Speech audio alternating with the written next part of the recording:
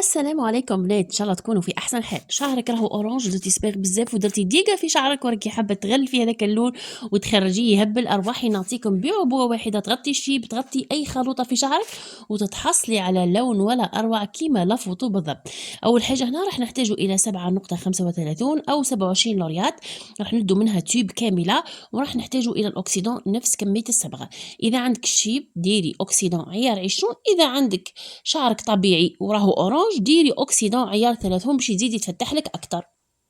ونروحوا الان الى الخلطه تاعنا اللي هي حتكون عبوه بعبوه، يعني نفس الكميه تاع الاكسيدون نفس كميه الصبغه، هاني اكدت لكم. وراح نحتاجوا فيها طبعا كما قلت لكم البنات عبوه واحده اللي هي 27.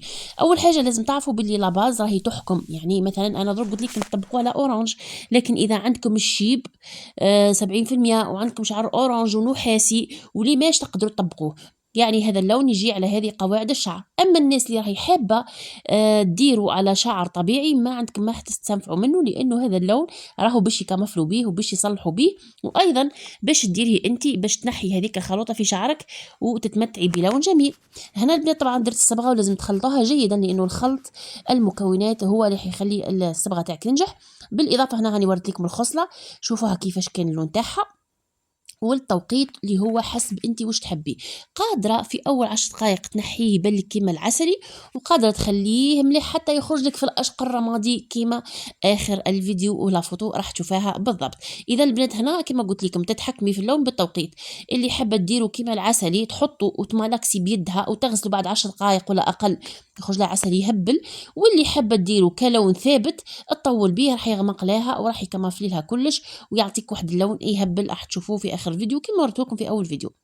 اذا هنا البنات غنخلو الصبغه تاعنا تطلع ونتكلموا على قواعد الشعر الاتيه اللي هي اللي دايره ديكاباج في سدلاها تقدر تطبقوا، اللي عندها الاكاجو النحاسي وعندها ايضا نوار كوربو نحيته بالكوماج ولا بالبي ان. المهم اي حاجه في شعركم كنتوا نحيتوها وحصلتوا في ذاك اللون اللي هو اورانج نحاسي تقدروا تطبقوه. اما الناس باش تطبقوا على شعر كوربو وغيره لا ما تقدرش، لانه اصلا البني هو البني الفاتح اللي هو 27 لوريات هو اصلا لون غامق يحتاج الى قاعده فاتحه باش يظهر فيها، وكل ما طولتوا به هو يغمق ويعطيك من الاشقر رمادي. اذا البنات ها هو ليكم هنا كما قلت لكم، كان ما حبيتوش تطولوا به ولا تعملوا كارنساج راهو يبدل لك من لون الى العسلي فقط. اذا البنات هنا طلع لينا اللون، شوفوا مبهاه يهبل يا البنات كيما لا فوتو بالضبط. ان شاء الله البنات جربوه وتكمفلوا الخلوط اللي في شعركم، اللي داروا 23 و11 اللي داروا 19 و23 وطولوا بها، هذا كل تقدروا تعملوه. لكن اللي حبيتوا يطلع لها افتح من هاك يا حبيبتي ديري كارنساج وتهلوا في رواحكم، والسلام عليكم.